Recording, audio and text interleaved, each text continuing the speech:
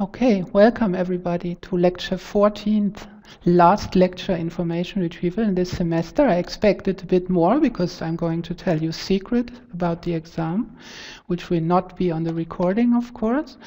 But before that, I will say something about the last exercise sheet. Almost last, there's a tiny one, which is voluntarily for this time. I will tell you about it. So the official evaluation, results and discussion, this will be about 20 minutes or so. Secrets about the exam, and then how is it to work at our chair. I will show you how we work, a lot of projects and demos. I will throw a lot of amazing demos at you and what will be the next courses and project. So last exercise sheet was about Sparkle. Of course, as usual, many of you skipped it because you already had enough points for the exam admission. Still, some of you did it and were very pleasantly surprised. Here are some comments. Best sheet in my opinion, so you really missed something. This was fun and now I'm interested in Sparkle. It was something completely different than what we did in the previous lecture and someone found the Übung richtig nett. Somebody of you said they looked at something on the web, Archive Sanity. Maybe you know it. Archive is this repository of papers by Andrew Karpathy. The student who said this called him the ML guru. That's interesting because he's a PhD student, but he just blogs a lot. So I would call him ML pop star, but you can call him guru if you like.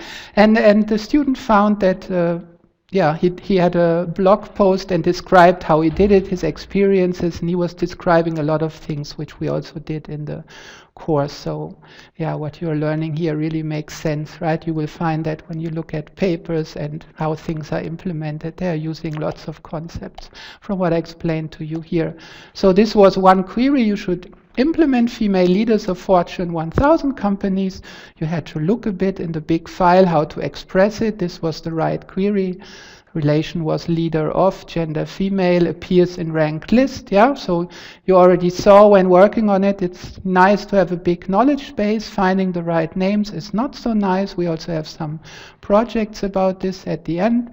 Results were just 4 people, 4 women, which was a bit disappointing, but that's because we only gave you, it was big but still incomplete, so the actual list, let's see if this works, it's a little bit longer, still too short of course. So this is the Fortune 500, 4.4 led by women at least, so not too bad, more than 4 at least. So there was another interesting question. Let me spend a few minutes on this, seeing through walls with Wi-Fi. So first of all, does Wi-Fi indeed go through walls, the signal? You know that it does, right? So actually you can roughly divide materials in 3 groups. I think that's interesting, independent from the question. So wood and stuff, cinder blocks is what you use for relatively cheap houses, right? So it's like concrete but much weaker. Glass and plaster is myrtle, so what you put on the wall. So all these Wi-Fi just goes through it like butter. Interestingly, water and also brick wall, which is a little bit denser stone, it blocks the Wi-Fi. It's half reflected, half goes through. What's really bad is concrete, good old concrete. Metal is the mirrors. They are like 100% reflectors, and ceramic, right? Interesting to know. So many of you thought that only metal reflects Wi-Fi, which means, for example, Wi-Fi just goes through you. That's not true because you consist mainly out of water, and water is a medium blocker, right? So Wi-Fi goes half through you and half reflected, which means Wi-Fi is great for tracking you, which was part of the question. The problem when tracking you with Wi-Fi signal is you get reflections from everywhere, right? Signal goes half through you, then gets reflected from the wall. But actually it's the same for normal light, visual light, right? And nevertheless your brain manages to create this magnificent scene which you see all the time. You can solve this problem. I have some videos and images on the next slide. For moving objects, I mean, you get so many reflections and everything. Just focus on what changes over time. This helps you to track objects, right? Another problem with Wi-Fi is, so this is like a fundamental theory, that the resolution of something with electromagnetic waves. If you look at it or use reflection data, depends on the wavelength of the signal, right? So for Wi-Fi, you only get centimeter resolution. For visual light, much more. I will show you a picture in a second. Still, this is what's on the next slide. It's good enough for tracking people and even, that's very interesting, measuring heart rate and breathing frequency through a wall. For that, you use the phase shift. So here's some interesting stuff. Let me show you one video. Let's see if it works. Turn off the... So this is ongoing research by colleagues. So here you have, let's see, does it come to the... Wow, this is, yeah. So the point here is, this is one room, the Wi-Fi is on the other side, and it's Wi-Fi. It's just the Wi-Fi you can buy. It's no special device, so that's the special thing about this kind of research. It's nothing military, high confidence, super expensive. It's just the Wi-Fi, and this guy here has nothing on him, right? It's not that he has a special reflector or device or smartphone. That's the point, right? It's just your neighbor in the neighbor flat, right? And you can spy on him or her, at least. So this is the setup, right? So here you have just this guy is walking here, and now in the neighboring room, this Wi-Fi, which is an ordinary Wi-Fi, is doing the tracking. Of course, this is a scientific experiment, so it works 100%. But you can build a product from it which works pretty well. So this is, yeah, and here it says a lot about how it works. The link is on the slide, so you might want to look at it. Yeah, you can also, so what you just saw, it was just seeing a red blob move, something move. You can even track who it is. So this is, yeah, you see resolution problem here. This is what you see with Wi-Fi. If you interpret the signal, you can see what is moving, what is closer. This is just using colors to visualize movements and stuff. But in this case here, it's enough to identify poses, for example, whether somebody fell on the floor or somebody is moving and so on, right? So even person identification is possible. And here is one other thing which I wanted to show you. So this is one paper. It's also on the slide. This is just some impressions. If you want to know more about it, just look at it. This is a big paper, apparently. Yeah, so this is using a Wi-Fi signal. So you just have Wi-Fi in one room, somebody else in another room. So this is just a reflection here. And you can use subtle phase. So there are three types of signals on electromagnetic waves, right? Amplitude, how loud, frequency, and phase. Yeah, so it's like a sine curve. So where does the sine start and end? So these subtle movements, you can detect them via phase shifts. Here's an interesting figure. So that's the phase signal, right? If you interpret it and filter out the noise. So here you can see the exhale and inhale movements. So you can easily, if you get such a signal, compute breathing frequency. So is this person, so you don't just know where they are, but also what they are doing, probably, yeah. And on top of this signal, you can even see the heartbeat, because the heartbeat makes this subtle movements on your chest. So I was at a conference 2 weeks ago, somebody was giving a talk about this, yeah, and this actually seems to work. So for example, you can use it to monitor old people in their home or something, but of course you want to use it for other stuff as well. Yeah, and here is that's also an interesting picture, and then we move on. So all the links are on the slide. So this is how New York City skyline looks with various electromagnetic waves. So this is visible light at sunset. This is how it would look like. This is infrared. You would see temperature, and this is how it would look like with Wi-Fi. Yeah, if you had Wi-Fi receptors in your eyes and would make a scene out of it, you see there's a resolution problem. Yeah, it's not as sharp, but you can see something. So quite interesting, I think. Now you have a few impressions about Wi-Fi. Let's continue with the course evaluation. So Yeah, you evaluated the course actually already a week ago, but traditionally we always talk about it in the last lecture. So there were 77 exam registration. That's a big number for a Spezialvorlesung. It's similar to last year. Last year it was a bit more because the year before that there was no lecture. So there was a bit of a queue there. So this was the distribution, mostly in computer science student, also embedded system, and also some mathematicians, Lehramt, and so on. So 73 participate in the evaluation. That's great. That's 95% of the registrations. Interesting experiment. So last year, for once, there were no points for the exam admission.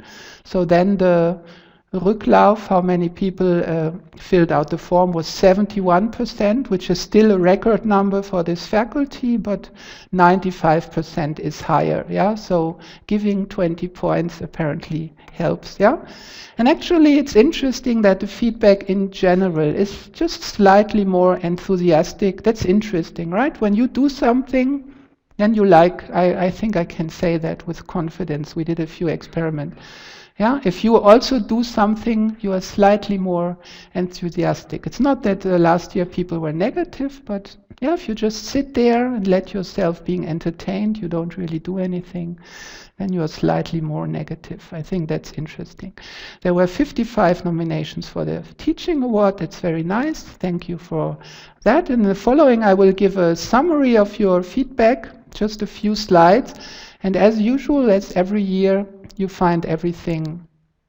This was about the exam, everything. There's a page here which is linked where you can just read all your feedback. Yeah, you can also check if your comment is there and if everything is correct. This is actually the wrong year. This is the right year, but it's the same page. Yeah, so you can just go there and read it if you like it. So now I will just briefly summarize it, discuss a bit. Maybe you also have a live comment question here. So the style of the course. Yeah, these were just some numbers. Yeah, so I think these are very good score. Everything else would be unbelievable. Yeah, only possible in totalitarian states. Yeah. So the US has recently become a dictatorship, as you know, but still the scores are 50-50. Yeah, so it's now the divided states of America, at least for 4 years. So I think this is good scores, right? And there were a few on this side as well. So most of you liked the structure, the organization, that everything was very practical and well motivated. Most of you liked the explanations, the exercises. I will come to the criticism in a second. Too much work for some, not for everybody.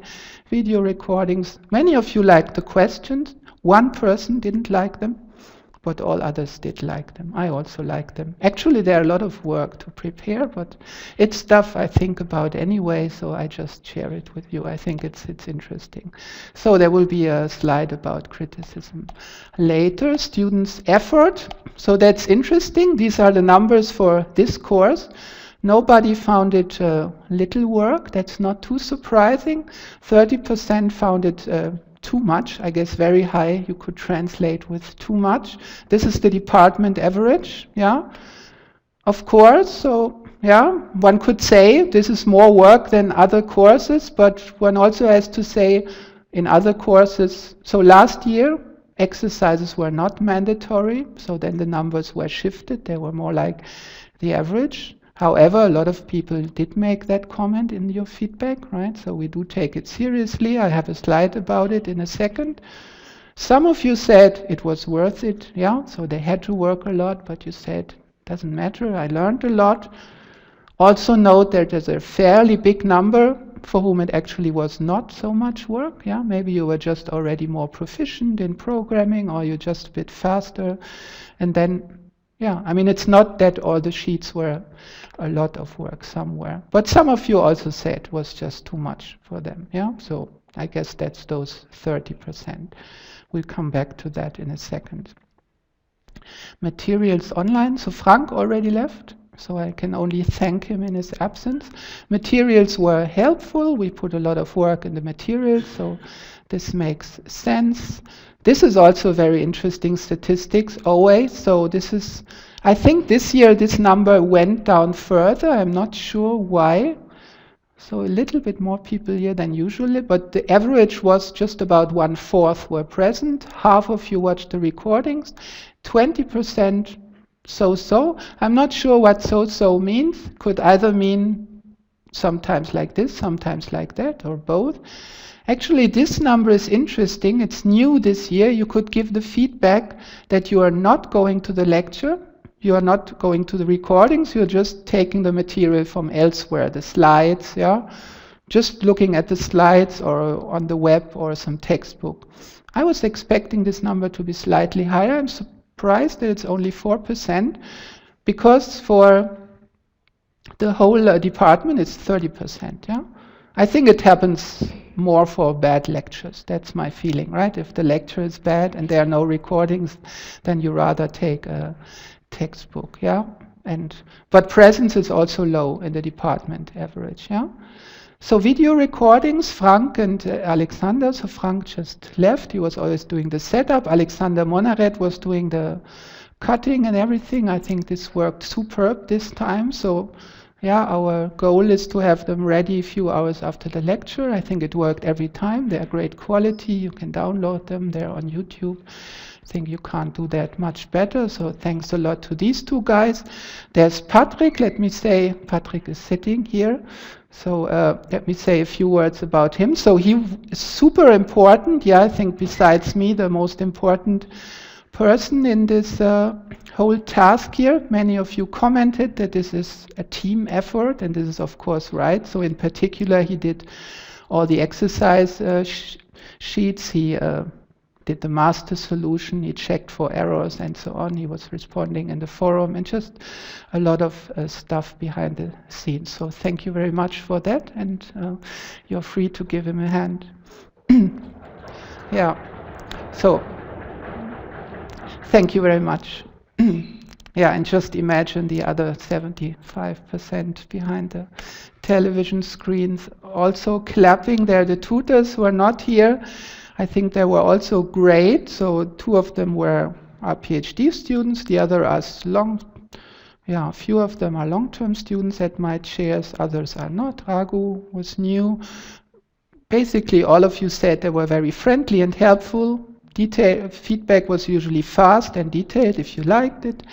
Like this, there were a few exceptions. Competent, fair, always available. So also thank you very much for this. And I already said this, and it's I like that many of you mentioned this in your feedback, that this is really, yeah, there's not only me, there's a whole team behind that course, and it only works well if the whole team works well. I think it worked really well this time. Quite happy. So here's some criticism. First, ordered by priority. So some tasks take too much time. Yeah, a suggestion that's very interesting. I actually put it on my what I will do differently, or what I plan to do differently next time slide. Yeah, maybe alternate between sheets. Actually, I will do it a little bit differently. We will come to that. Some of you said, there are 2 comments like this, switching between languages. So, of course, we did it for a reason, not to annoy you, right?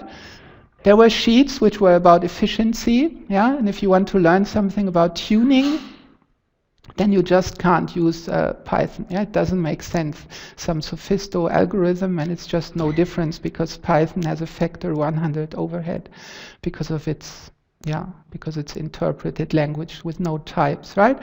And on the other hand, stuff like the linear algebra stuff, you die if you do it in Java or C++. It takes way too long. Yeah, and this is a recurring comment. Let me say 1 or 2 sentences about it. Some people formulate it as a complaint that you get some task and you have to do a lot of mere programming. Yeah, you don't learn anything. I understand that, but let me say that this also shows that you have something to learn, right?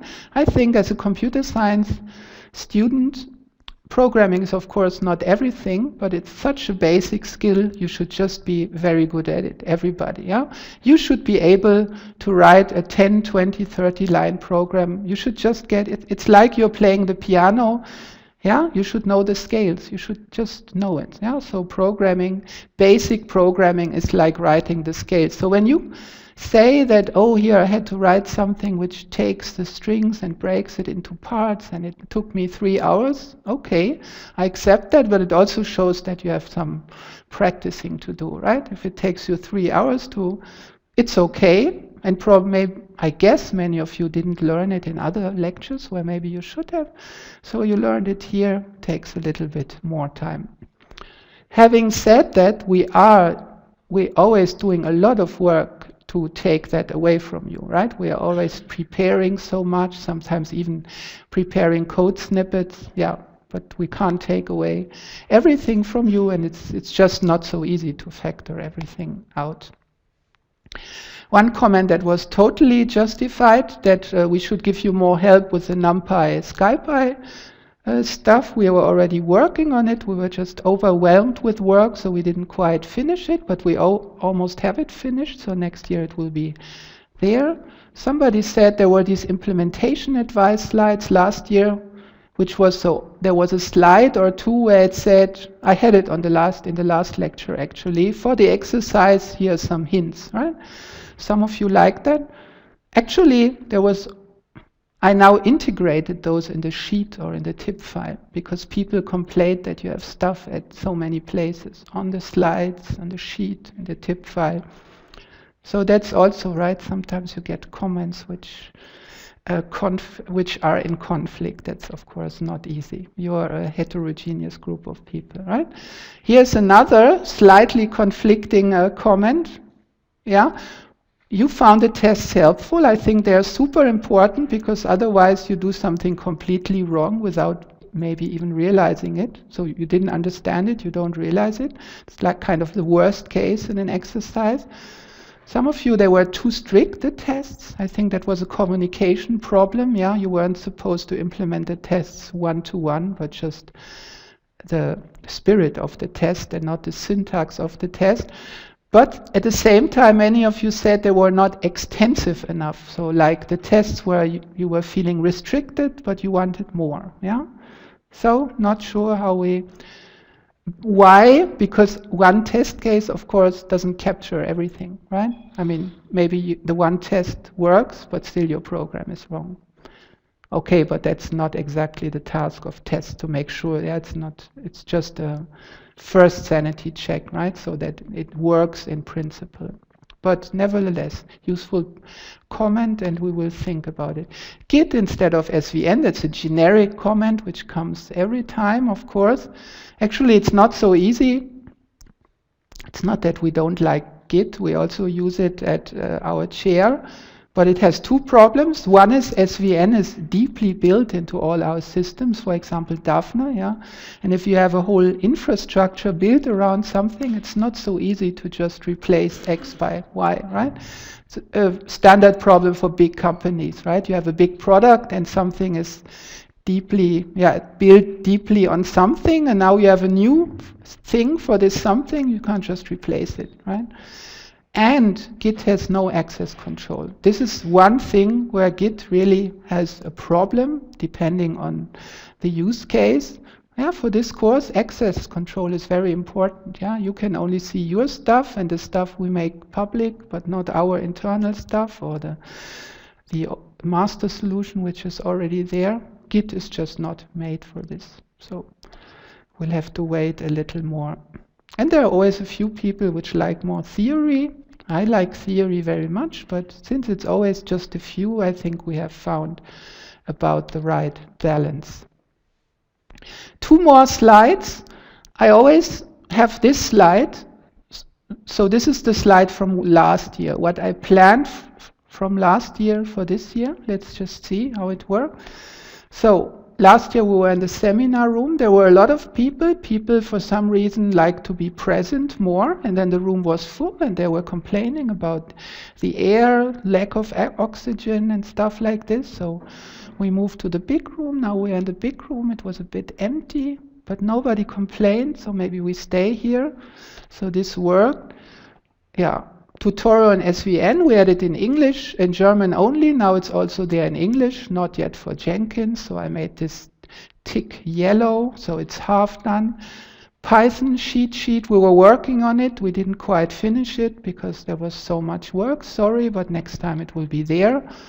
Live tutorial, this we did this time because you're always asking for this and not coming then, but it's there still, we did it, yeah.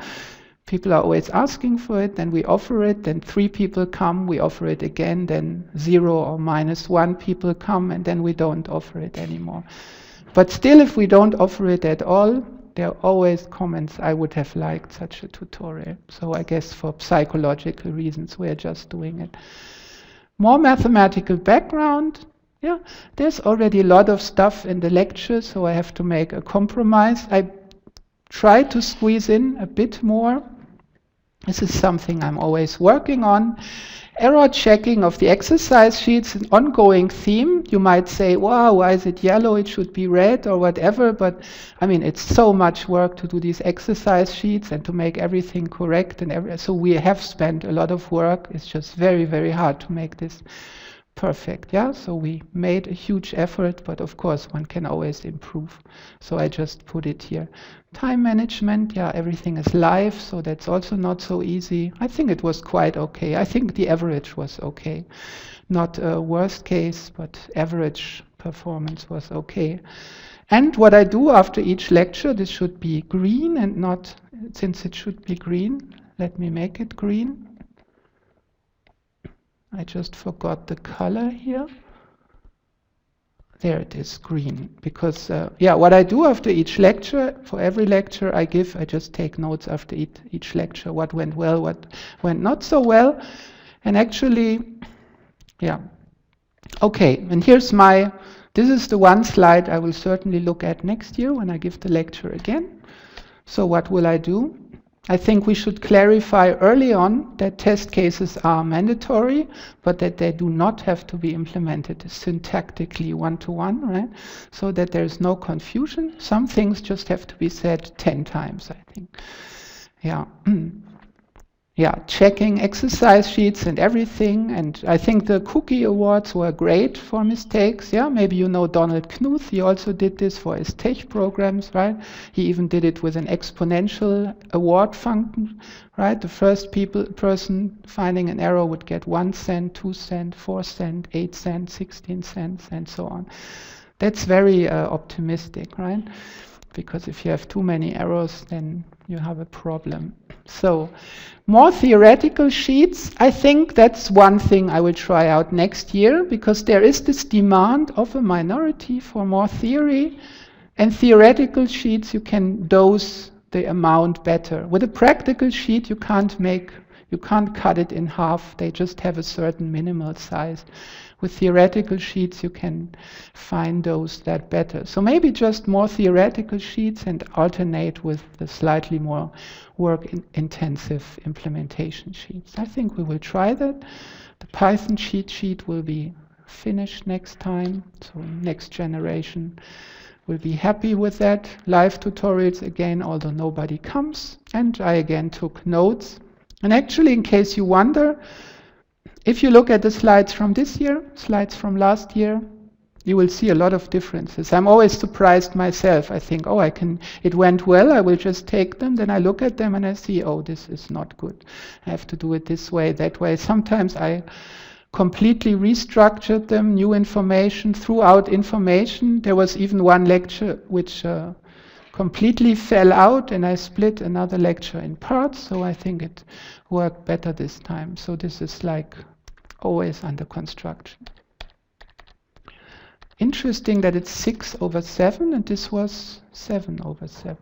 Okay, these were my slides about the evaluation. You can read it all on the internet. Any questions or comments about this right now? Anything I forgot?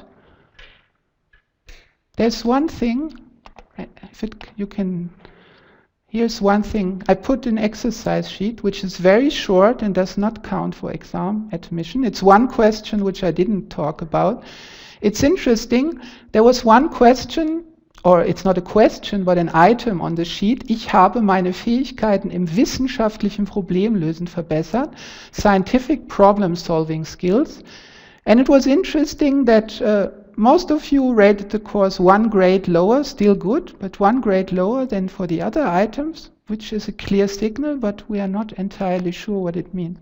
So if you like, you don't have to do it. Tell us a bit about it. What you think, why you didn't improve your scientific problem solving skill. So I think that what we did in the lecture it's very similar to what we're doing in research. Yeah, I write it here, let me just say it also here. Information retrieval is a lot, and research in general. You have very large data, you have to deal with the data, you have to understand the data, then you have to implement stuff, you have to debug it, you have to evaluate it, right? So it's a lot of work.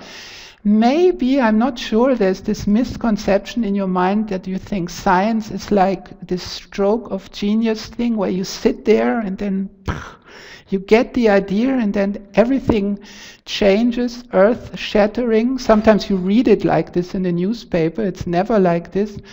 Actually, Thomas Edison, the guy who invented the Glühbirne light bulb, he said it about genius. I think it's also true about science. It's 1% inspiration and 99% perspiration, right? Sweat, hard work, yeah? I think that's exactly how it is, yeah? Science, also ingenious science, is just mainly work, and of course there are always great ideas behind it. In this sense, the lecture was pretty much like this, but still feel free to give us your feedback about this, if you like. You don't have to. Any comments right now? Perfect timing. My goal was half an hour for this first part. So now next part, another half an hour about the exam. I guess you are interested in this, maybe not. Where, when, what to bring. So there are oral exams. This is only for the computer science students, only from this university. Yeah, outside computer science students also take the written exam. So they are on, you should see it in the HISIN one at some point. So that's in 2 weeks, half an hour. I don't know the exact times yet, but I guess they will be communicated to you and to me by the Prüfungsamt. Anyway, I will see who comes through the door and then I will just examine you. Written exam is on Tuesday. It's 2.5 hours. You have, please bring student ID, colored pens, brain. Yeah, student ID, that's interesting. I started paying attention to this about 2 years ago. So you have the photo and the person sitting there, and in half of the cases there is absolutely no similarity to be seen. Yeah, you could just hand me any. Sometimes, it's just beard, no beard. Sometimes even the gender is not absolutely clear. Hair, long hair, short hair. Yeah, so it's very funny that we are doing this check, but it's kind of useless. Yeah, so maybe you can make an effort to make your photo look like you, or vice versa. Yeah. Colors, that's just, you don't have to bring 24 colors, but 2 or 3 is great. When you draw something or examples, I used colors, right, on the slides. Usually I have 3 colors or so, not 25, but 3 colors are great for readability. Anyway, your stuff can be hard to read, so please bring. Brain has been shown just greatly improves quality of answers in general, so you should sleep before the exam, be relaxed and so on. This really helps. You have a question? Sure. Which colors are allowed for the red? Oh yeah, thank you. That's great. No red. We are doing traditional red correction. Thank you very much. I will put that on the no. Now I'm writing no red in red. Okay. No red. Thank you. So everything except red. So we are not, some people are also correcting in green. Type of exam. There are a lot of exams on the, okay, it's open book. I always do it like this. You can bring everything. When you print out the slides, print 4 on each one page and double-sided and so on. It's good for your karma. Okay, electronic devices, obviously not allowed. I'm sorry. In the oral exam, many of you already ask, or usually ask, okay, in the written exam, I can bring everything. Can I also bring stuff to the oral exam? Oral exam, and then you have 30 minutes, and then you start reading in your book. Yeah, it doesn't work. Of course, if you're missing something, yeah, how was this? Was it 1 or 2? Then you can just ask it. We will tell you. But this is very important. If you start understanding something for the first time, yeah? Okay, I can bring my books, here's a task. Okay, perceptrons. Let me see perceptrons. How do they work? I mean, you can do that, but will just take 2.5 hours for just understanding right? If you start understanding things in the exam, you don't have time for it. This is just if you understood it and you're just missing some detail. Yeah? Then it's great. And in the written exam, you can just look in your materials. In the oral exam, you can just ask it. And anyway, we are very experienced. We know when you understood something or when you never understood something. We can also tell, yeah, everybody is nervous. Very easy to tell for an examiner. Okay, this person is just a little nervous, or this person has no idea what they are talking about. It's very easy to distinguish. So don't worry. If you know your stuff, we will also realize it. There will be a sub-forum for questions about the exam. Yeah, it will be called exam. Yeah, surprise, surprise. The answer speed will be slightly slower than the speed of light in the semester break.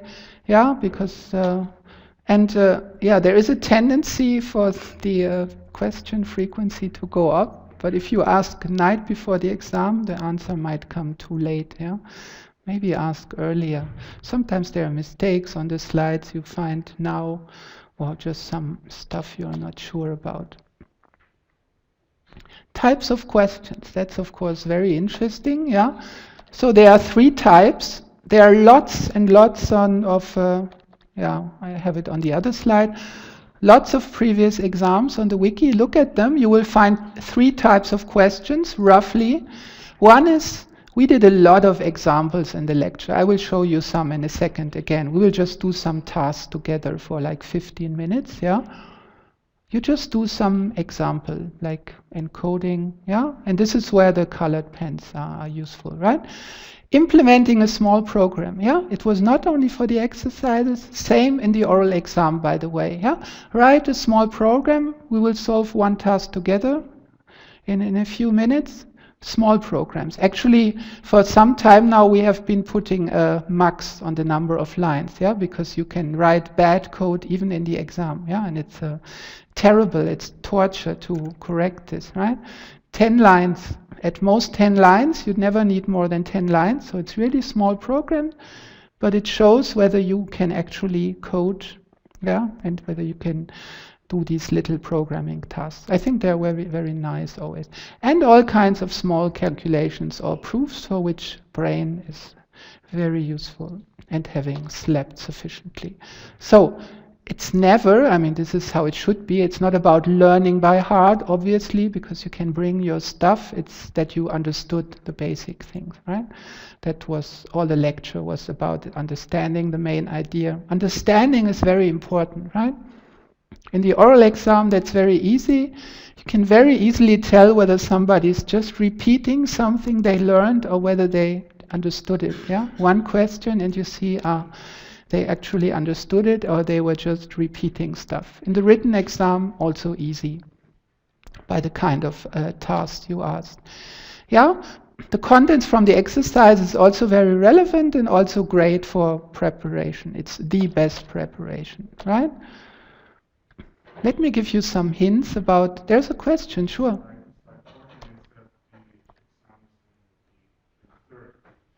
Oh, I made a mistake again. 23rd? Yeah, that's wrong, right? It's the 21st. Right? Okay. Thanks for spotting this. 21st, yeah? That's why you always put the name of the day and the date. It's called redundancy, yeah? So that you see when something is wrong. Let's check 21st. It's 21st. Thank you very much. 21st, yeah? You never heard 23rd. It was wrong. So, preparation. How do you prepare? A lot of you know that. Some of you, I think, also have to learn this or have to improve there. Very important, don't just read the slides or the book and read it and again. It's a totally wrong way to learn something. You have to put away whatever material you have and then do it in your own words, right?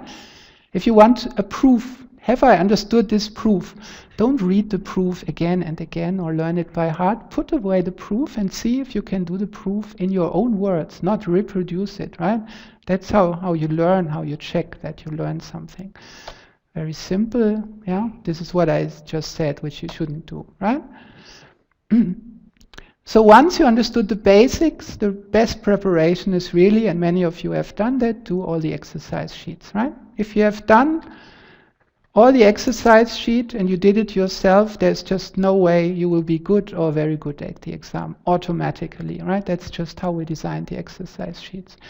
And of course, all these old exams, this is the second best exam preparation. Just do exam questions, practice, right? And when you do them, don't look at the master solution and, yeah, I understand that. That's how it should be done. Yeah, this is completely useless, right? Do the task and then try to do it. And then maybe try to get a hint but try again yourself. Okay, so maybe we just do some tasks together we have 20 minutes. Last part is also half an hour. I think and then, just so that you get a feeling and also you get a bit more relaxed. Oh yeah, that's the PDF of the exam this time. So here's the exam of last year. Task 3. Let's do task 3. Oh yeah, this 15, 16. It's not what I intended. I wanted to do task 2. Yeah. I just picked a few tasks which are nice for. So that's about encoding. So here you have a simple encoding scheme. So it's unary encoding, kind of, right? So you have 1 is written as 1, 2 is written as 0, 1, 0, 0, 1, 0. We didn't have that in the lecture, yeah, so you also get some new stuff, but then it's very simple, yeah. So to encode a number, x, you just write x minus 1 zeros and then 1, 1. Yeah, that's easy to catch from this example. It's not giving the definition, but yeah, let's just put that here on top. Yeah, so we have a code for 1 is 1, the code for 2 is 0, 1, and the code for 3 is 0, 0, 1, and the code for 4 is 0, 0, 0. Actually, quite a few exercises are like this. They start very lightly, very easily. Decode this bit sequence. Oh my God, 1, 1. 4 zeros, 1, 2 zeros, 3 ones, 2 zeros, oh my. So that's task 2.1. I already forgot it because I'm talking and thinking at the same time. So it's 1, 1, 0, 0, 0, 0, and then it was 1, 1, and then 0, 0, 0. No, it was already wrong. Now let me. If I turn around this thing, I get the idea. You told me this is great. 1, 0, 0, 0, 0, 1, 1, 1, 2 0 or 1 0? 2 zeros and 1. So, and now you should decode this. Yeah, this is where colors are useful, going from left to right. Yeah, let me just do this. Yeah, now you have to understand what prefix free means. Yeah, so you go from the left. So this is of course one thing, and let me do it like this. So this is 1. This is also a 1. Then the next code is here, which is apparently 5. The next code is here. Yeah, and you're learning something. This is just to get warmed up, and you're already getting 5 points or something like this. So it's really nice, right? We always have such warm-up tasks, and this is a 1, and this is a 1, and it's actually, it works until the end, and this is a 3, right? So this was already, I think, exercise. So why is the encoding scheme prefix free? Let me do some proving for another thing, not for this one. The proof would go along the lines that, of course, you go until the first one and then you know where it ends, right? Or you can also just take two codes. Actually, the sketch is also on the wiki. Let's do 2.2, which is proof. So there's a little proof here. See wiki. Yeah, there's solution sketches on the wiki. Let me do 2.2, which is a function decode. So now this is also typical for exam questions. Now you have something like this, yeah? And now you should write the code which does this decoding. You get a bit sequence and you should output the numbers like 1, 1, 5, like I did above for the example. And if the bit sequence, there's, very important, always actually reading the question really helps a lot to get full points. Yeah, people sometimes out of nervosity, they just, oh, write a function. And then they write a function. They're not reading. It's not so much reading. So let's do this. Let's write a function. We see whether I can do this. It's of course super stressful. So this is now, let me do it in Python. You can do it in any of the three languages, right? But it should be 3. And let me do bits. And let me do this. Okay, so now if I get this here, 1, 1, I get this bit sequence as bits. So in Python it's like a bit array now. So how do I do it? 4 spaces, very important. We will count the spaces. Let me do x0, and let me do, maybe have a result array, which is like this. No semicolon. Probably I want to iterate over the bits from left to right. 4 bit in bits. Okay, now I have a current number. Now I'm going from left to right. What do I do? As long as I have zeros, I will just go over the zeros until I have a 1. And I guess I will just increase my x, right? If bit is equal to 0, let me just write this on the same line. I do x plus equal 1. And if bit is equal to 1, I could have also written this differently. If bit's equal to 1, then the x is my number. Let me just check whether this works okay. My x is 0 here. So if I get a 1 right away, I'm not sure. This should be a 1 probably, right? Do you agree? So some probably good idea to write this on there. So a 1, if bit is equal to 1, then I just do result dot append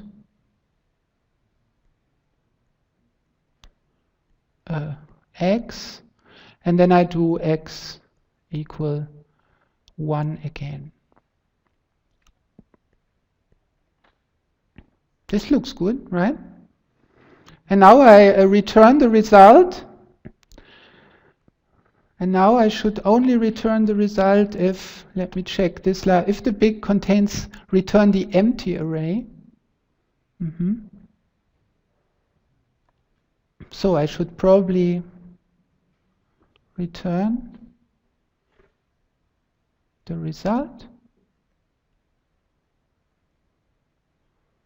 if, let me write it like this, if what, that's one Python way of doing it, else return the empty array.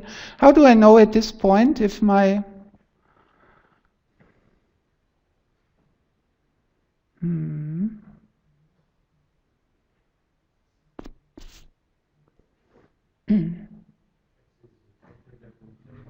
Hmm? Greater than 1?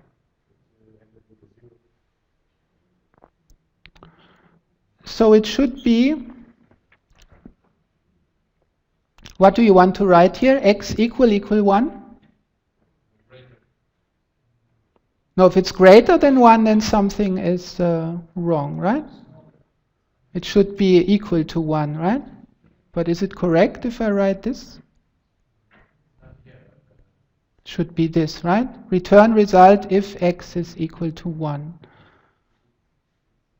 Because if x is greater than 1, then, yeah, I think that's correct, right? For example, if there is a 0 at the end, so if there's no 1 at the end, then I've incremented x by at least once, right? So then x will be 2 or 3 or something, and then I know that it doesn't end in the correct way. Yeah? I think that's correct. Shouldn't we return none instead of an empty list if... Say it again. Shouldn't we return none instead of an empty list if... Oh, that was just the question was none or empty list. It was just how the exercise was specified. But you're right, we could have said. So let me say a few things about programs. You might not remember the exact syntax or everything. That's okay. Yeah, if you write a semicolon here, we will not kill you and we will not subtract any points. If you write something which doesn't even closely resemble Python, Java, or C++, we will subtract points. Yeah. So if it looks like you have never coded anything or something, or you code Pascal or whatever, or pseudocode, or yeah, you should know one of these 3 programming languages. Small mistakes, no problem. You forget the def, no problem. Yeah, you're using here add instead of append. Even that is okay as long as it's clear. You're starting to use very weird things. Or like you're calling the kernel decode function from library import decode, yeah, and this is also, you know, you will know, and you can always ask us in the exam, right? And you see, this is about the biggest function you will have to write, right? It will not get any larger. So you have to do some thinking, but you also have some time for it, yeah? You have a question. So we do have to, the oral exam, we do have to write out code as well, or... You have, in the oral exam, it's the exact same thing. You will get similar questions. Not the same questions, but you will get such questions, yeah. No, on piece of paper. Yeah, yeah. And in the exam, it's even easier because we see while you're doing it, it's very easy to see if somebody has never written a program before and has no, and if you do small mistakes, it doesn't matter so much. But if you know what you're doing, yeah, and also here, yeah, maybe then you think, oh, what exactly do I have to do? These are details, but this, yeah. But yeah, exact same thing in the oral exam, it's just less time, but it's interactive, and so we find out quicker how it is. Yeah? This function contains exactly 10 lines, because it's one line... 1, 2, 3, 4, 5, 6, 7, 8. Yeah. So underneath that 10 lines. And what is if we would need 11 lines, or... Yeah, actually we will test all, the question is this function has exactly 10 lines if I wouldn't have cheated here, yeah. Very astute observation. What if you use 11 lines and so on? First thing, we always test what we are doing, yeah.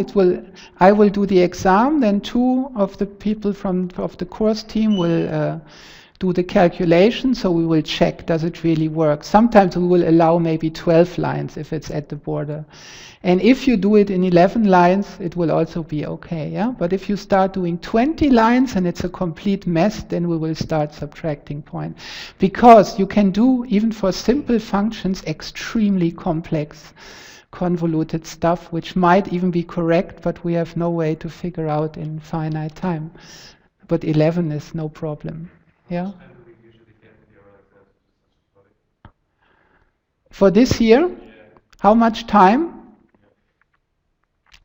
That's a good question. The question is, how much time do you get? I mean, of course, I think before of a few questions I will ask.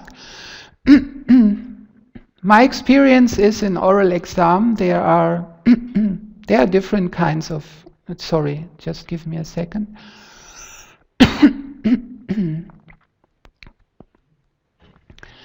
People have different working speeds, yeah? So in the written exam, you just have a lot of time, I would say. Yeah? We do a pretty long written exam. You have 2.5 hours, and you have to do 5 tasks, which are relatively simple. You have a whole half hour for each task. In the oral exam, some people are just very fast and just are a little bit slower, and we adjust for that. So maybe the slower person gets 1 task less, if the slowness translates into just being more painstaking or thinking, double checking more. Yeah, of course there is a limit to being slow. There are people, I can tell you from experience, they are like incredibly slow. Yeah, then at some point we start subtracting. If you need your whole half hour for this, yeah, then we will abort at some point, say, okay, there is some basic understanding, let's move on to something else so that we have a bit of variety. But there's a fairly big range where it's just okay. If you're a bit slower and you're double checking, that's okay. So we will not sit there and like put a watch in front of you which goes 10, 9, 8, and it will make sounds. To make nothing like that. We will just leave you in peace in the oral exam. If you need a bit more time, fine. And sometimes we can also see, oh yeah, this works, this will work out, let's just move on to something else. So that we have a little bit of variety and not just ask you one question in the oral exam. Okay, any other question? Let me do one more task maybe. Maybe let me see if I do this one, because I would also want to have time for the last part. Let's see if I do this task. Task 2 from the VS 13-14 exam. Okay, yeah, let's maybe do.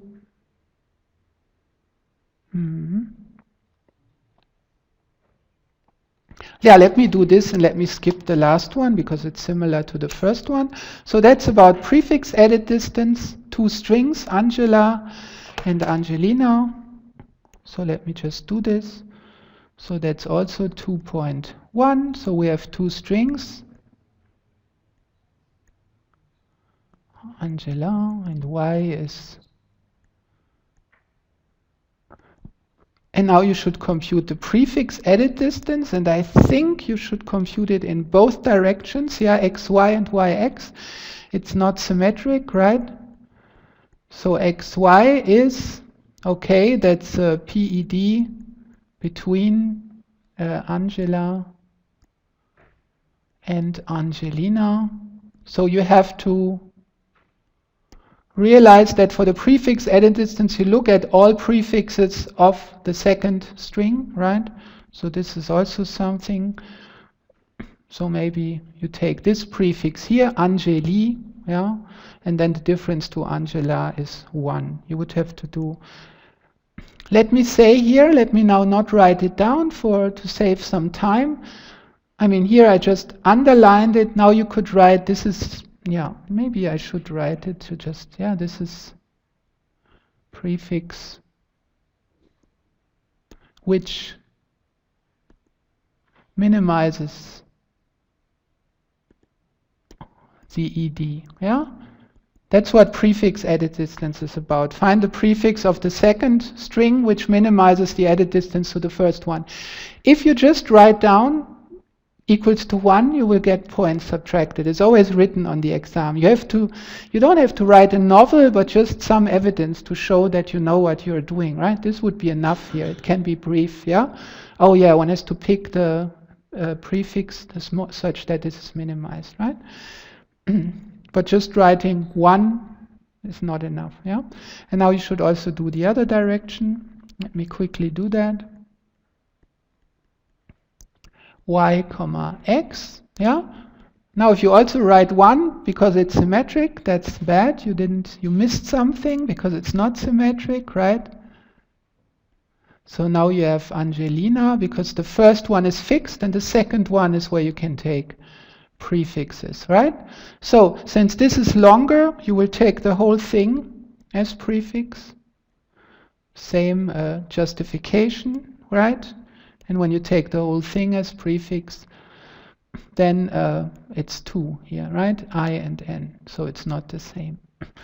Now, to compute this, you don't have to do this whole table, yeah? You see it from the points. If you wonder about this, yeah, should I, you know, there's this edit distance scheme with a square table where you have to fill out all the numbers. Do you have to do this for this task? Probably not, right? If you are unsure in the exam, just ask. There's always somebody around. They will tell you, no, that's fine. Yeah, you can always ask if you're unsure. But it should really be clear from the wording and everything. Oh, here it even, you see, actually we put a lot of work in the exams. Yeah, as a proof, you don't have to write down the whole dynamic problem. That would cost way too much time. Yeah, provide a logical argument. For example, a valid argument would be, yeah, so it's really helping you here. Okay, 2.2. List the 2 grams of the 2. Yeah, let's do that. Let me do that. The 2 grams of the 2, so that's 2 grams of X, and I think it's without padding, is it? Without padding, yeah, it says so. Yeah, you just have to know what 2 grams are, right? So this will be yeah, you see there are always these very easy exercises interspersed where you just get points basically for free if you understood anything. It's really easy, yeah, to write down. Of course, you have to concentrate, for which brain is really good. And here I have an, ch, l, li, in, na. Yeah? And you see, this costs time. If you did practice stuff, you did the exercise, it will be fast. If you see all this for the first time, it will take too much time. Yeah, so practice is important, but you did a lot of practicing in this lecture. X, y. Okay, now you have the number of q grams in common, so that's an, j, l, and the la is not in common, so I guess it's 4. That was this exercise. Let me also do one proof here. Skip the other one. Prove that if the edit distance is 1, then the number of q grams they have in common, the 2 grams they have in common is x minus 3. So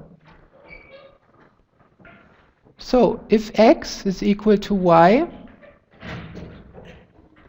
then how many q grams? 2 grams do they have in common? Then you just have to figure out how many 2 grams. Well, that's easy. Here you have a word of length 6 and it's 5. So it's just 1 minus. Yeah, this is a proof which we haven't done like this in the lecture, but we have done similar things. Yeah, so you have to combine 2 observations here. Yeah, this is the number of q grams, number of 2 grams of x, right? It's just 1 less than the length of x, yeah, because it's just the pieces of 2. And here you have the example to help you. It's very often like this. There's an example before. Length 6, 5, 2 grams, right? So PD is 1, yeah, which means 1 ED operation, yeah,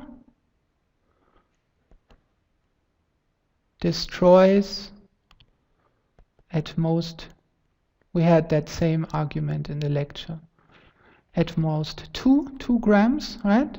If there is an edit distance different of 1, which means, yeah, subtracts at most 2 from here. It's at least x minus 3, end of proof, right? This would be, look in the proof sketch. Yeah, just to give you an idea of the extent of the proofs. Yeah, it's 2 relatively simple things, both of which we did in the lecture. We haven't done exactly this. I said it's not learning by heart, reproducing it, but Yeah, if you know the basic stuff, counting the number of 2 grams in a word is this. And now if you have one operation, it can destroy at most so many, you get this bound. There's a question. So regarding exercise 2.1 and 2.3, would that be sufficient during the exam as an answer? Yep. To check, the question was, is it sufficient? This would be sufficient. Yeah, this is, I think, the minimal amount which would be sufficient. So in this case, yeah, you should underline them here. If you don't underline them, it's borderline, yeah, if you just write the numbers. But underlining them, I mean, look at this. It's clear from this that this person understood what they are doing, right? It's clear from this. Look at this. It's clear what this person was doing, right? This is our criterion, right? In case of doubt, write a bit more. If you are super unsure, ask us in the exam, yeah? Is this enough or do I need? You can do that, yeah? And there is the proof sketch on the wiki where you can check. These are also deliberately minimal solutions, so they are short, yeah? Oh, this is some older exam, but we have it for all of them. Yeah, so you can check after you did it. But as I said, don't look at the solutions first. Look at the sketch first. I think, let me look at I think this was the 13-14 task 2. Let's look what was the, yeah, here I don't have an underline thing, yeah. So what's written here would be acceptable, right? It's always relatively short. But short, yeah, precise, short and precise, not short and in case of doubt, ask. Okay, that's I want to spend a little more time on showing you stuff which we are doing, but if you have another question about the exam, feel free. Yeah, the language, very good. The language will be, in the oral exam, you can of course choose between French and Spanish, no problem. Yeah, you can just say what language you prefer, German or English. The written exam will be in English, but you can write down your answers in German if you like. Yeah, I think written in English is no problem for anyone. If you have a problem understanding, we are there. You can just ask us. But the wording will be very simple. Also, the exercise sheets were in English, right? So questions will be in English in the written one, but you can write your solutions in German. You can switch, no problem. Yeah, you can switch between German and English. I already know some French, Spanish, but maybe the other correctors don't. Any other questions? Switching, no problem. Okay, so let me shoot some demos at you. Yeah, I skipped this one, but anyway, it's all on this was just to get some dialogue going. Yeah, you can look at them there on the wiki, lots of them. Great exercise. You have another question? Calculator, no, not allowed and not needed. Yeah, maybe there's log 2 of 16,384, but then you should know it. If calculations, always simple things which you know how to do. So maybe you want to come work with us. Maybe you found this exciting. You want to do a project or a master thesis or even PhD thesis later. So let me tell you a bit about us in the end. So 25 minutes, I think. I can skip a few demos. Just some general talk and then a lot of demos. I've prepared quite a lot. So here are 3 things in order of priority, maybe. We solve practical relevant problems. Yeah, so the whole lecture was very practically relevant stuff. I think this was always evident, even if I don't say it. Of course, usually hard, because if they are easy, somebody else would have already solved them, right? Route planning, transit maps, I will show you demos in a second. Search, yeah, a lot of information retrieval stuff. Theory is very important, but it has the role it had in the lecture.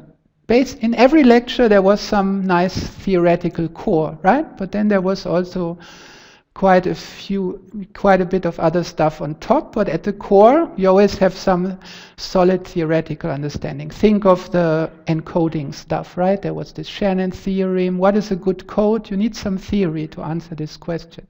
Otherwise, oh, here's another code. I like it. It's very nice. Use it. Why should I use it? Ah, it's nice. Yeah, you need to do mathematics to answer these questions. What we also do, yeah, we do a lot of software, and the end result is always something which you can show to your family or to the public, or they even use it. Actually, we do a lot of stuff which is used by a lot of people. Then, of course, good software, good coding is important, user interfaces, yeah? So we also care a lot about this. So, supervision, if you work with us, yeah, it's similar as in the lecture. Yeah, we provide infrastructure and support, of course, but apart from that, like in the exercises, you are working independently. We're not sitting next to you and now do this, do that. Yeah, we give you the framework, you work independently. I think if you wonder whether you should come work with us, it's great if you're enthusiastic about things, you care about practical stuff, so something to show which works in the end, and you want to get things done, right? So we are, yeah, it's a lot of doing, and it works in the end and stuff like this. Okay, machine learning, just to mention it, we had it quite a bit in the lecture. We're using it more and more, not because it's fashionable. Yeah, I've been in science for a long time, lots of fashions coming and going.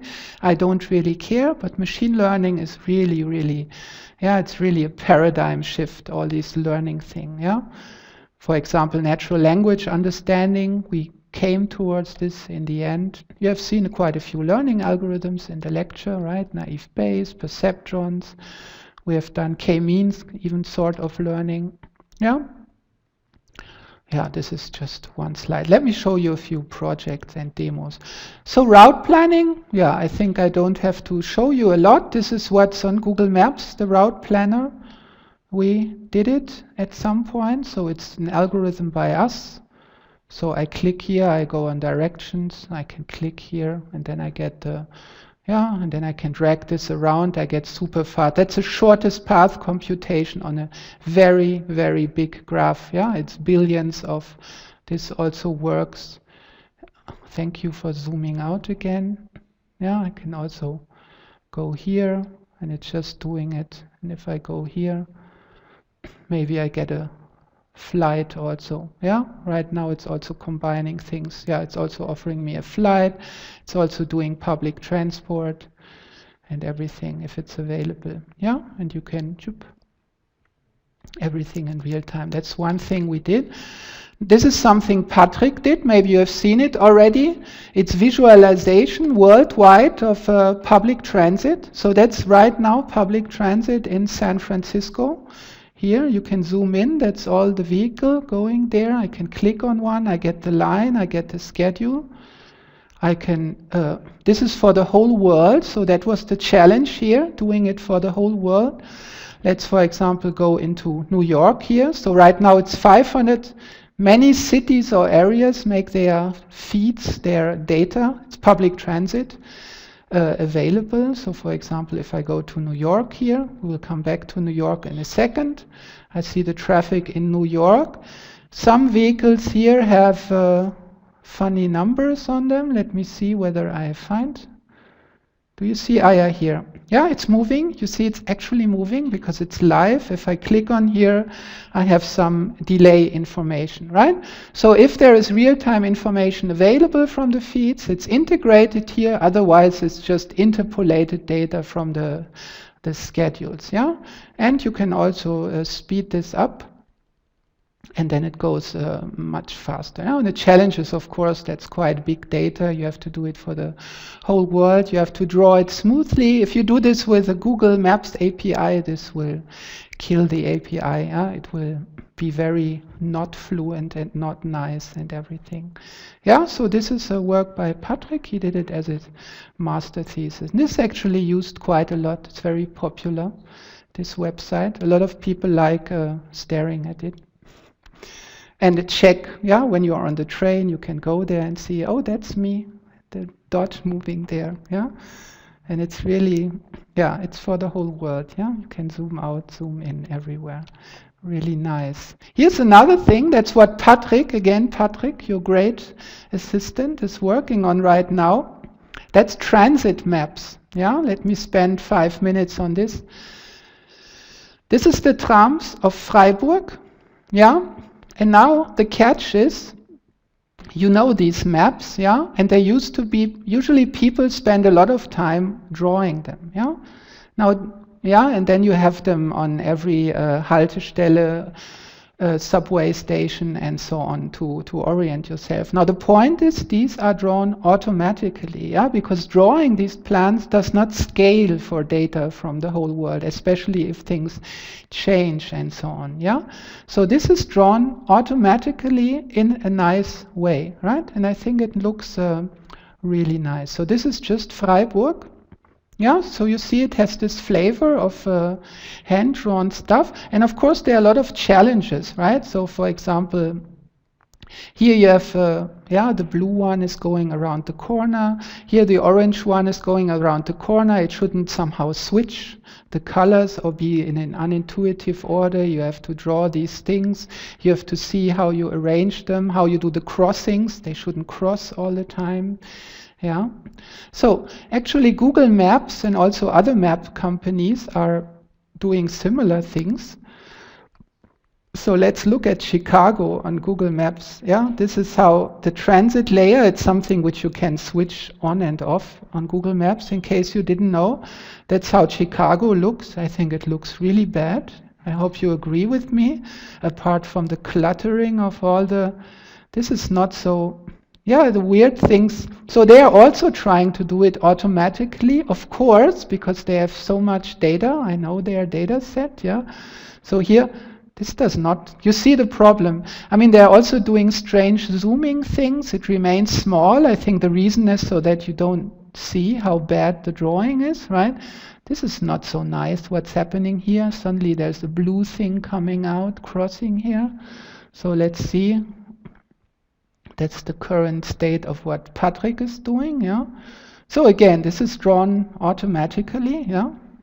That's the point. It's automatic just from the schedule data, yeah, from the line data. Yeah, and I would say this looks really nice. What do you think? Yeah, so here, for example, these things, yeah, this looks like somebody has designed it by hand, right?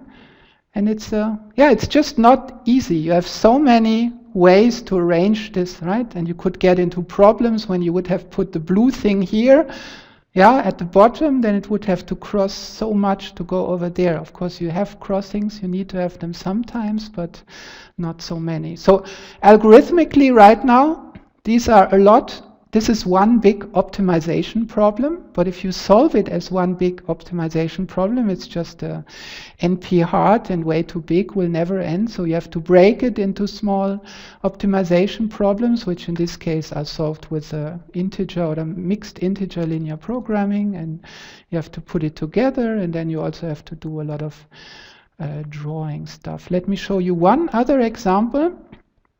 The New York subway, that's actually the most challenging one, because what Patrick did here is actually taking different lines. So what you often have also in the Google variant, which I will show you in a second, they just put all these orange lines together, which might make sense. You could also do this here, but here deliberately Patrick separated them because it makes the problem harder just to see how it works. And it's still, so let me go to one position here, which is, yeah, that's really challenging, right? Looks like some modern designer designed a motorway, and again, right, this is automatic, right? Automatic from the data, and it's really hard to draw this in a way that it looks good. Yeah, you can. There's room for improvement here, but it looks good and nice already, which is already a challenge. Let me show you what Google here maps is a. This is what Google does. They're collapsing. Actually, in New York, it looks quite nice, and we are both convinced that what Google is doing here, they're doing it manually. Yeah. because New York, a lot of people are looking at New York, and they were, I think, embarrassed by how crappy the quality is in general. So here they just did it manually. Let me go to, there are a few hints. Where is East Broadway? Oh, East Broadway should be somewhere. Yeah, there's some. Yeah, here you see a few problems. Oh my. Do you see this here? There's something wrong, right? I think which is evidence that if you zoom out, it looks nice. So I think they fixed it on this zoom level, but they somehow the manual fix breaks when you go to, I think this is evidence. And here it even changes the colors, right? So they did some manual fixes so that New York looks nice. So Dallas is also there now. Oh, Dallas. We also have Dallas. That's Dallas. I've been there recently. Great stuff, isn't it? Okay. We have time for more demos. Large-scale Sparkle and text search. Sparkle, you did it in the last exercise. Here's Sparkle Engine by Björn, one of your tutors. Oh, now it doesn't work for some reason. It worked before the lecture. I'm not sure why it doesn't work now. Björn is on vacation, so he's not responsible.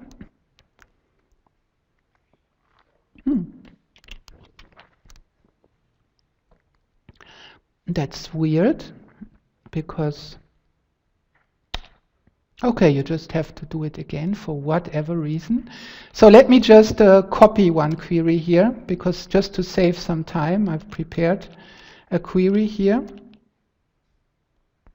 So this is a Sparkle query. You should.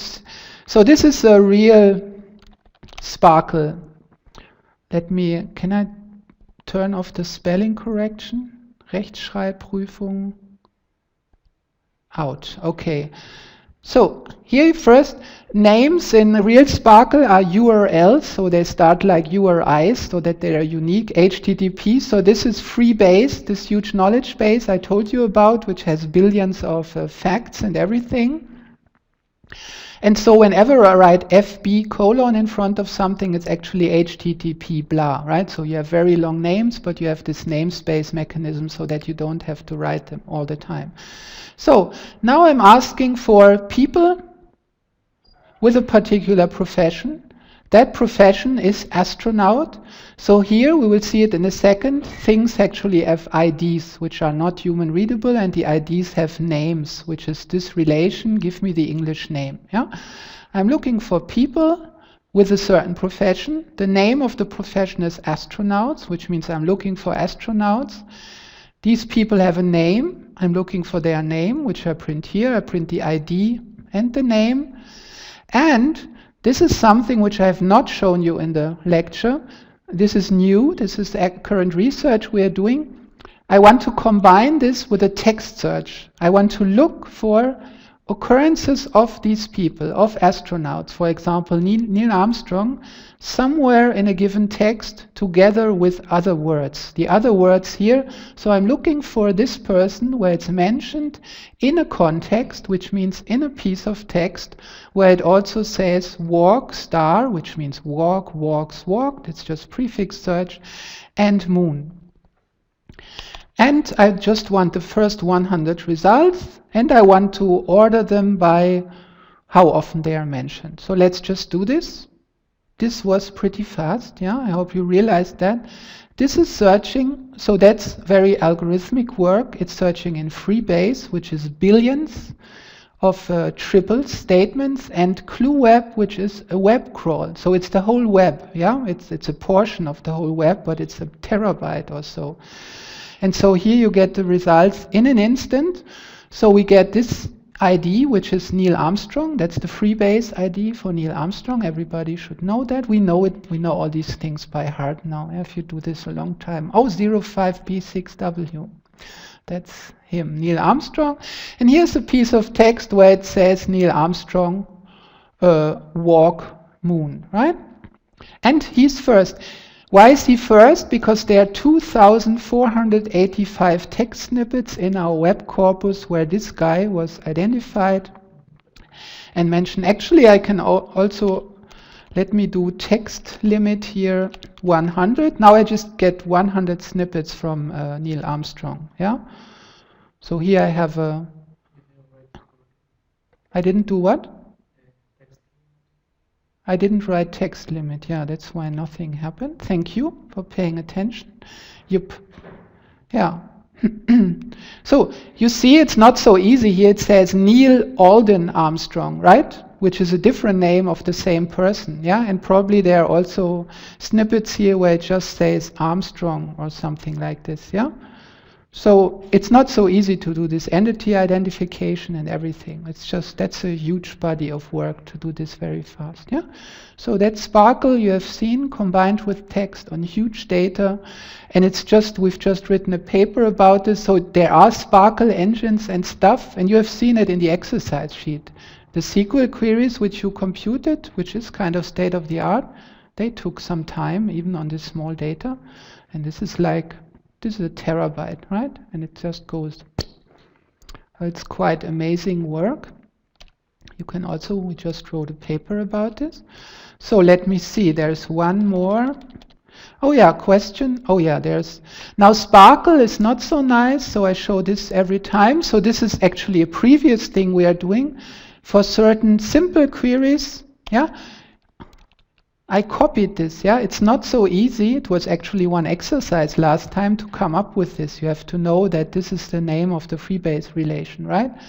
So this is a nicer interface to this. So this is also freebase, so also a billion statements, but combined with Wikipedia, so a little bit less text. So I type astronaut or even just the beginning, and this thing here tells me, oh, I know about astronauts. Yeah, do you mean astronauts? Now it's showing me astronauts.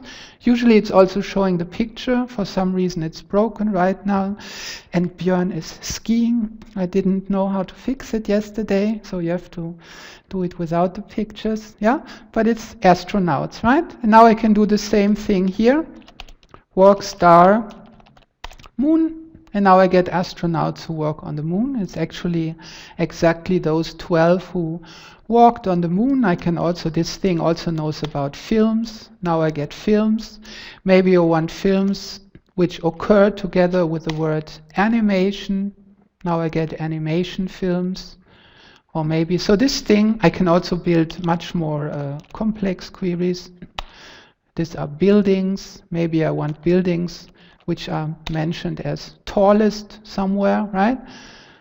So now I have building occurring with tallest, and I can also, yeah, maybe buildings, yeah, here I have their heights and so on. Yeah, you see it's similar to this Sparkle and text stuff, but just a nice user interface.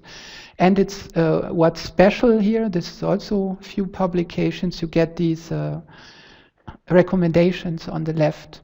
And note, I mean, this might be normal for you, but all this is super fast, right? And this is because we are doing everything ourselves. Everything is low level, our own data structures.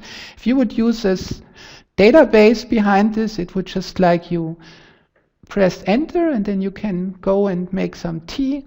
And then you can come back and, oh, it's all coming to an end. Let me get some milk for my tea and then it's finished, right? So that's the special thing here. It's nice and it's super fast on really, really large data, which is a lot of our research is about that. 2 more minutes for 2 more demos. Question answering. We already know that we have to, no, here it doesn't work for some reason.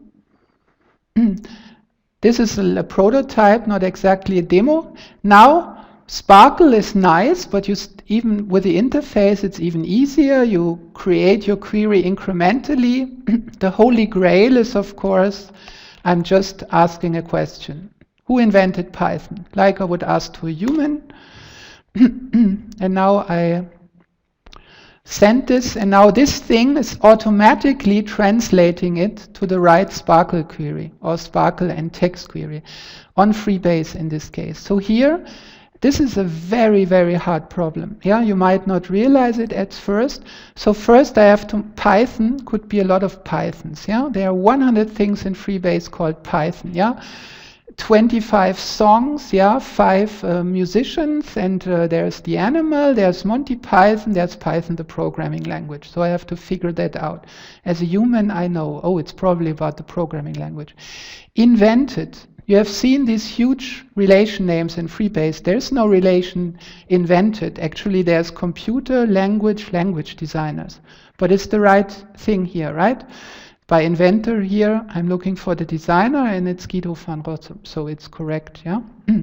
So actually here, you see different interpretations, they are ranked, so this is very learning intensive, so this is a machine learning thing, yeah? So here we have another interpretation. Maybe I'm looking for what the programming language was named after. It was named after Monty Python, yeah? That would be a wrong answer, and it's ranked after the right answer, yeah? So this is actually the right one. So this is also pretty heavy stuff. Question completion. Let me skip this because time's up. Let me show you one other demo, which is something different.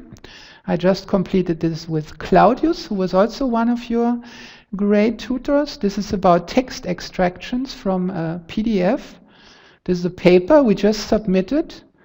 What is this about? Actually, extracting PDF from text is very hard. Here is an example. This is how PDF works. PDF is actually a layout-based format, yeah, which means the PDF does not contain your text. It just contains little boxes where it says, put a capital A here in this font, yeah, which makes it super hard to do text extraction. If you ever use something like PDF to text, you know what I'm talking about. Yeah, it will sometimes give you the individual letters, or everything is mixed together. For example, you see it here, right? I don't know if you can see it back there. There's no space between these boxes, but it's 2 different words. Yeah, I mean, if you read it as a human, you can see what belongs together, but this is a very hard problem. We also do learning here. This is a big benchmark comparison to other methods. So all the systems on the market, PDF to text, and our own. And what's interesting, I think it's the first paper with a recursive figure. I don't know if you realize this. So this is our paper. And this is an example PDF, yeah, from the showing what we are doing. And the example PDF is our paper, yeah. So this is the whole paper, which means this contains the paper again, which contains a figure of the paper, which contains a figure of the paper. So I think the paper should be accepted already because of this figure, because I haven't seen it anywhere else so far. So I think that's really nice. Okay, so far the demos. One last slide, also important for you, and then we are done. Maybe you have a question or so. Algorithms and data structures, you're probably beyond that. Basic course for zweites Semester computer science. Information retrieval again, improved, further improved next year. You know it. If you do a great exam, we would be happy to have you as a tutor or something, yeah. So maybe you are interested, tell us. Programmieren in C++, that's also bachelor. I will do it 2018. It's probably also, you're beyond that already. And then you can always do thesis with us, or project, bachelor or master. So 2 remarks. They are offered all the time. Right now we are a bit swamped, yeah, so there's a slight queue. But please just ask. If there's no response, it's never personal, yeah, just ask again. It's not because we don't like you, but just because there's so much. If you are really interested, ask again. Let me tell you this, it of course helps if you attended one of our courses and you had a good mark. Yes, sometimes people apply. I mean, if you do your project or your thesis with someone, yeah, it should be something which you are interested in, right? And if you are, it's not exactly a piece of evidence for interest if you haven't heard any lecture in that area, or if you have a super bad mark, right? So, I mean, if you are, it's not exactly a criterion, a hard one, but yeah, if you are interested in something, somehow you should have invested some work, and this usually shows in a reasonable mark or something like this. Okay, I wanted to say that. That's my last slide. Do you have any questions about any of this? The demos, the exam, the projects? That was a lot, right? A lot of input I shot at you. No questions. You were a very quiet audience, but you still liked it. We're always amazed you're so quiet, and then you said you liked it, so it's all going on in your head. But we were talking a lot about things going on in the head invisibly. No questions? So good luck with the exam. Any questions about the exam? There will be a forum, so we will be in touch. Yeah? So goodbye. That's it.